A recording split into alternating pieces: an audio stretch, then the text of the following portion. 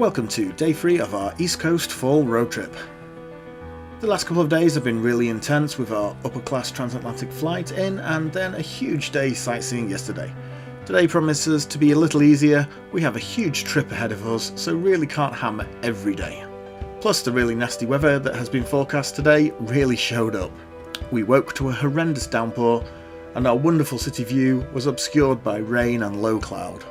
The forecast for tomorrow has picked up a little, with the rain possibly passing by midday, so today we will focus on some indoor attractions and do a few of the things we don't always get to do when in New York.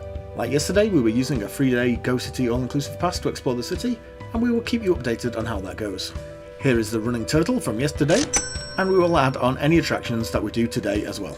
As the rain was howling down, we decided on a nice lazy morning, just relaxing in the hotel and getting ready for another day out. Eventually, when we did head out, we headed across the street for a super cheap breakfast from Dunkin' Donuts. So far, our culinary exploits in New York were pretty poor, but we will be upping our game later on today. Next up was a visit to MoMA, or the Museum of Modern Art for those who hate acronyms.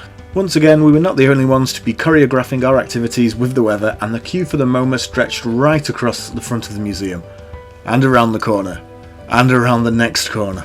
To be fair, this was mainly as the museum had not opened yet, and the queue was forming prior to opening the doors, but it was still pretty horrifying. But once the doors opened, the queue moved really fast and we were in within just a few minutes. Scanning the pass to give us direct entry, nice and easy. We love the MoMA, and it is one of New York's most accessible museums. The Met and the Natural History Museum are both amazing, but they are a lot of work, in both getting there and looking around. You can easily lose half a day looking around just part of those cavernous museums. We were looking for a lighter day, and the MoMA was the perfect fit. The museum is very compact and focuses on modern art, but modern art is not always what you think of it. Some of it is actually quite old. Van Gogh has several amazing works here, including the stunning Starry Night, one of our favourite paintings ever. Some of Monet's best water lilies are here, along with plenty of Picasso, Gauguin, Cézanne, Warhol and Pollock. It's an amazing museum and one we highly recommend, and it can be done in just a couple of hours.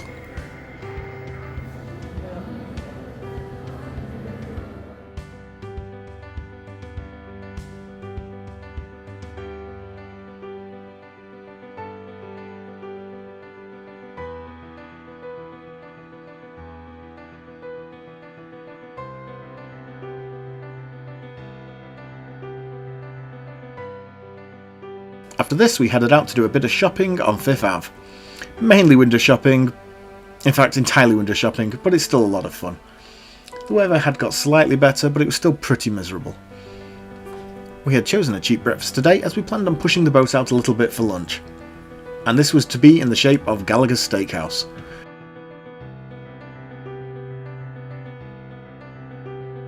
We were headed here for the amazing lunch menu. Gallagher's is one of the best steakhouses in New York, a city built on steakhouses, and their lunch offering is scarcely believable. For $32 you get a 3-course meal, soup or salad to start, with a choice of mains including sliced filet mignon, and a dessert of either cheesecake or key lime pie. An utter bargain in a city where an appetizer can cost $30. I upgraded the entree to a larger filet mignon for an $18 supplement, which was seriously good and worth every penny, with Kate unfortunately getting some pretty serious food envy. Overall, it was a really nice meal and a perfect way to shelter from the horrible weather for a while. Afterwards, we hopped onto the subway and headed down towards Little Italy to do an attraction we have been meaning to do for quite a while but never quite got around to, the Catacombs by candlelight. This is at the old St Patrick's Basilica, not to be mistaken for the new St Patrick's Cathedral up on 5th Ave. Our arrival was pretty chaotic. The tours need to be booked in advance, and we actually did this while eating lunch at Gallagher's. You simply add your pass number to the booking and it goes through as $0. However, once on the subway, we somehow managed to miss our stop and ended up on the Manhattan Bridge following a work train that stopped every 100 metres.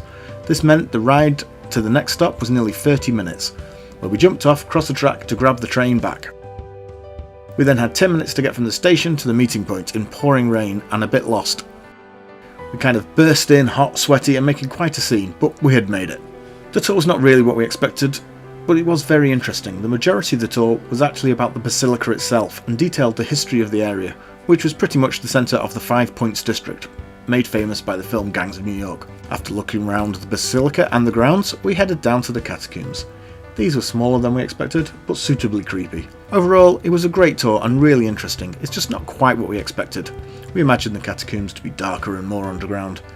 But this is one of the great things about the pass. You can end up doing things you wouldn't have done without it. This was the last attraction we used on the pass today, and wraps up today's savings. Not as productive as yesterday, but we have a big day planned for tomorrow. We now found ourselves in Little Italy and spent a little time exploring this wonderful district.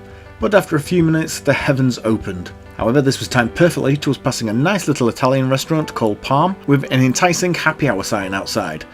So we dashed inside and waited out the passing downpour, enjoying half-price Aperol Spritz and old fashions, with some tasty appetizers such as mozzarella sticks and pizza nuts. When the rain had subsided, we headed back to the subway and made our way back to the hotel.